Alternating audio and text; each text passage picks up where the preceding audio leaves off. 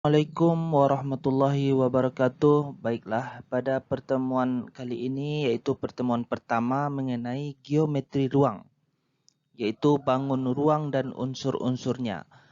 Pada pertemuan pertama ini kita akan membahas mengenai hubungan antara garis dan bidang serta garis dan garis dalam ruang.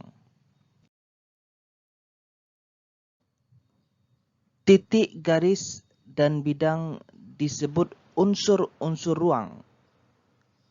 Garis dan bidang merupakan himpunan titik-titik, sedangkan ruang didefinisikan sebagai himpunan semua titik. Jika tidak dinyatakan lain, maka untuk selanjutnya yang dimaksud dengan garis adalah garis lurus dan yang dimaksud dengan bidang adalah bidang datar.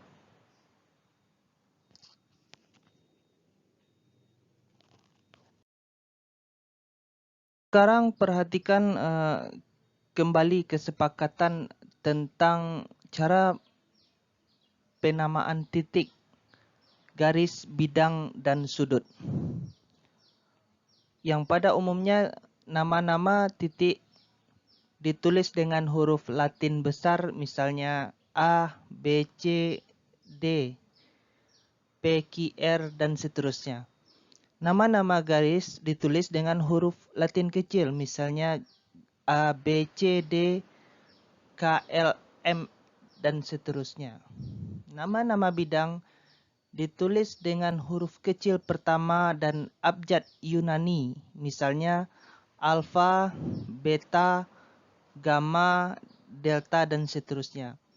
Atau dapat juga dengan huruf-huruf besar Latin yang biasanya bukan huruf-huruf awal, tetapi agak di pertengahan abjad, misalnya KL, M, N, dan seterusnya. Nama sudut ditulis dengan huruf-huruf kecil pada bagian akhir dari abjad Yunani, misalnya alfa, psi, delta, dan omega.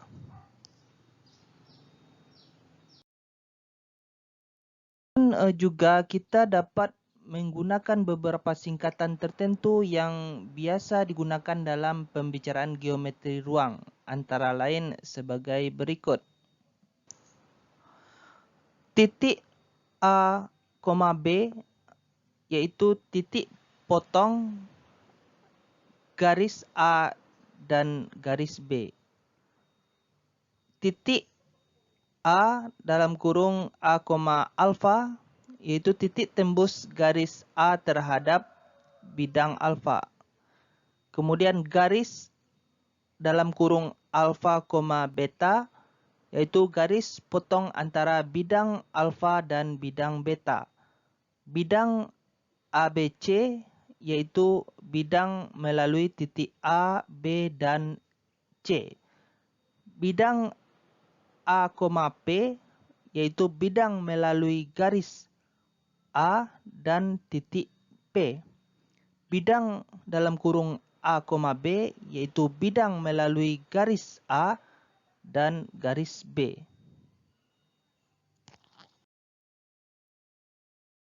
Bagaimana kita membuat gambar ruang dari titik, garis, dan bidang? Sebuah titik digambarkan lurus dengan anak panah pada kedua ujungnya yang menunjukkan bahwa sebuah garis mempunyai panjang yang tidak terbatas, seperti gambar 1.3. Oleh karena sebuah bidang luasnya tak terbatas, maka untuk menggambarkannya diwakili oleh sebuah persegi panjang yang terletak pada bidang tersebut. Pada gambar 1.4, persegi panjang ABCD yang terletak pada bidang alfa sebagai wakil bidang alfa, persegi panjang ABCD dalam ruang digambarkan dengan jajaran genjang pada proyeksi miring. Kemudian marilah kita siapkan alat peraga berikut. Ambil kertas karton dan lipatlah untuk meniru gambar berikut.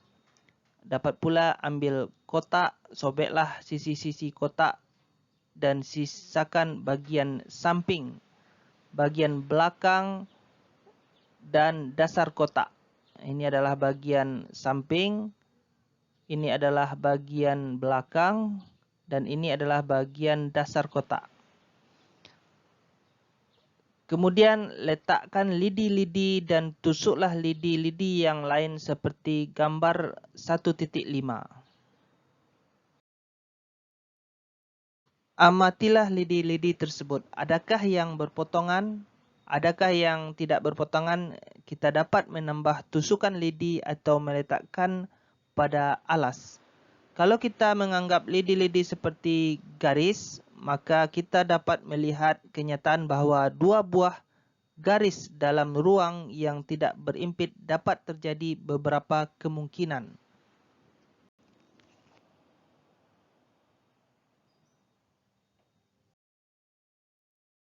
Kemungkinan pertama bahwa kedua garis itu tidak terletak bersama-sama dalam sebuah bidang. Dalam keadaan ini dikatakan bahwa kedua garis itu bersilangan. Kita dapat melihat pada gambar 1.7a. Menunjukkan dua buah garis A dan B yang bersilangan. Ini adalah garis A, ini adalah garis B.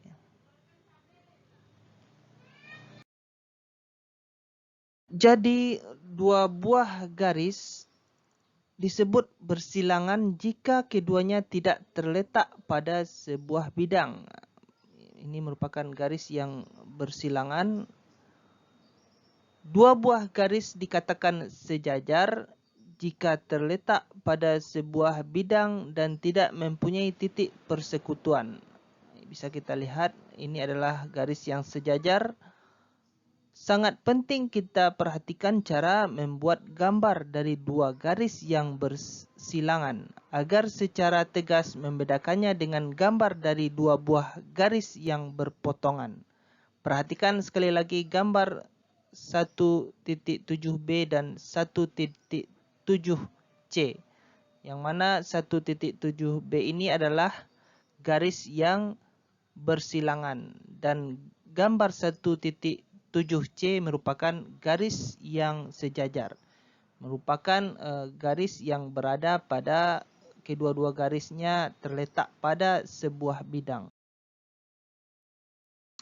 Selanjutnya kita akan mencermati lagi pengertian sudut antara dua buah garis dalam ruang.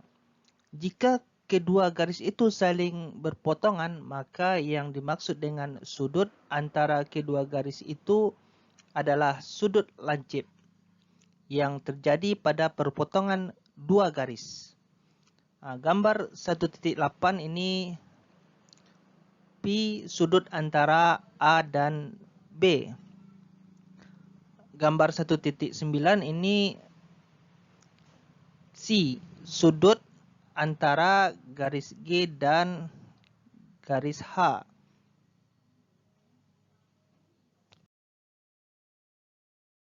Pada gambar 1.8 diperlihatkan bahwa sudut antara garis P dan Q yang saling berpotongan di titik A adalah sudut P. Bagaimana jika kedua garisnya saling bersilangan? Misalnya sudut antara garis G dan garis H. Pada gambar 1.9, jika P adalah sebarang titik, kemudian dibuat garis-garis G1 melalui P sejajar G dan H1 melalui P sejajar H, maka sudut antara G1 dan H1 yaitu C. Menyatakan sudut antara garis G dan garis H yang bersilangan. Untuk P dapat juga dipilih salah sebuah titik pada garis G atau H seperti kita lihat pada gambar berikut. Yang gambar 1.10 titik P dipilih pada H sehingga garis G sejajar garis G1. Gambar 1.11 titik P dipilih pada garis G sehingga H sejajar dengan H1. Jika sudut antara dua garis yang bersilangan P dan Q adalah sudut siku-siku, maka dikatakan bahwa garis P dan Q bersilangan tegak lurus. Selanjutnya, setelah mengenal hubungan antara garis dan garis, kita akan mempelajari bagaimana hubungan garis dan bidang. Kita perhatikan aksioma 1.1. Hubungan antara garis dan bidang. Jika dua buah titik pada sebuah garis terletak pada sebuah bidang, maka semua titik pada garis itu terletak pada bidang tersebut. Ini ada dua buah titik A dan B yang berada pada bidang alfa, dan titik ini, titik A dan B berada pada garis L. Maka semua titik yang berada pada garis L berada pada bidang alfa. Kita perhatikan gambar 1.2 menunjukkan dua buah titik A dan B yang terletak di bidang alfa sehingga garis L terletak pada bidang alfa, dan gambar 1.3 menunjukkan bahwa garis L terletak di bidang alfa dan semua titik pada garis L akan terletak pada bidang alfa. Aksioma tersebut kita dapat mendefinisikan definisi 1.1. Sebuah garis yang dikatakan terletak pada sebuah bidang jika semua titik pada garis itu terletak pada bidang tersebut. Jadi pada gambar 1.3, karena semua titik pada garis L terletak pada bidang alfa, maka garis L merupakan sebuah garis yang terletak pada bidang alfa. Dapat pula dikatakan bahwa bidang alfa melalui garis L atau bidang alfa memuat garis L. Sebuah garis dapat terletak pada sebuah bidang, dapat juga menembus atau sejajar bidang. Kemudian definisi 1.2. Sebuah garis dikatakan menembus sebuah bidang jika garis dan bidang itu mempunyai sebuah titik persekutuan. Titik itu disebut titik tembus garis dengan bidang tersebut. Kita lihat gambar 1.4 menunjukkan bahwa garis A dan bidang alfa yang mempunyai sebuah titik persekutuan yaitu titik A, maka dikatakan garis A menembus bidang alfa di titik A. Definisi 1.3. Sebuah garis dan sebuah bidang dikatakan sejajar jika garis dan bidang tersebut tidak mempunyai titik persekutuan. Selanjutnya akan kita perhatikan teorema tentang kesejajaran garis dan bidang berikut ini. Teorema 1.1. Sebuah garis dikatakan sejajar dengan sebuah bidang jika garis itu sejajar dengan salah satu garis yang terletak pada bidang tersebut. Ketahui garis K terletak pada bidang alfa, garis L di luar bidang alfa, dan garis L sejajar dengan garis K seperti ditunjukkan oleh gambar 1.15. Ini adalah garis L, ini adalah garis K yang sejajar, yang mana garis K terletak pada bidang alfa. Akan dibuktikan bahwa garis L sejajar bidang alfa atau L sejajar bidang alfa. Bagaimana kita membuktikannya?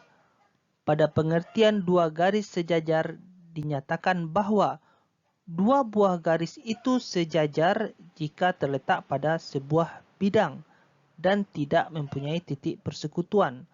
Hal itu berarti bahwa melalui dua buah garis yang sejajar dapat dibuat sebuah bidang.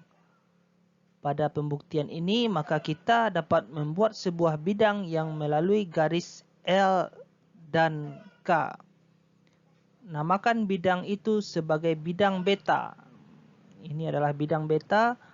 Bidang beta ini memotong bidang alfa sepanjang garis K yang merupakan himpunan semua titik persekutuan bidang alfa dan bidang beta.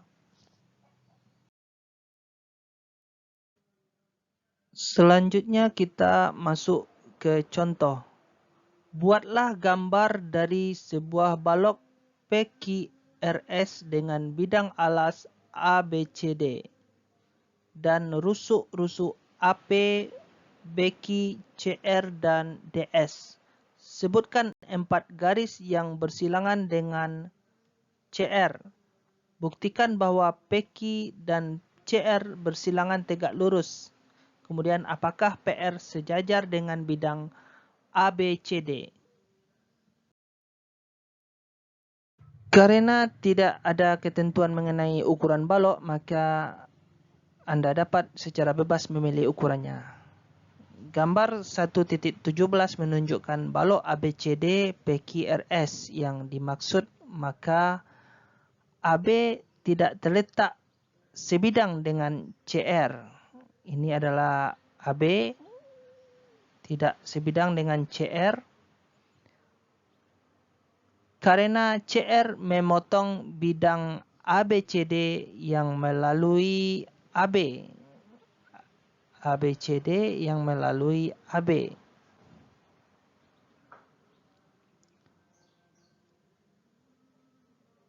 Jadi salah satu garis yang menyilang atau bersilangan dengan CR adalah garis AB. 3 yang lainnya adalah AD, ini adalah AD, kemudian PQ, ini adalah garis PQ bersilangan juga dengan CR, kemudian yang terakhir adalah PS, ini adalah garis PS, juga bersilangan dengan CR. Kita akan membuktikan bahwa PQ dan CR bersilangan tegak lurus. PQ dan CR adalah dua buah garis bersilangan, yang mana ini adalah PQ, garis PQ, dan garis CR. Sehingga untuk menentukan sudut antara kedua garis itu dapat dibuat garis yang sejajar PQ dan memotong CR. Misalnya SR, ini adalah SR merupakan garis yang sejajar dengan PQ. Sudut antara PQ dan CR, ini adalah PQ dan CR, yaitu sudut CRS. Ini adalah sudut CRS.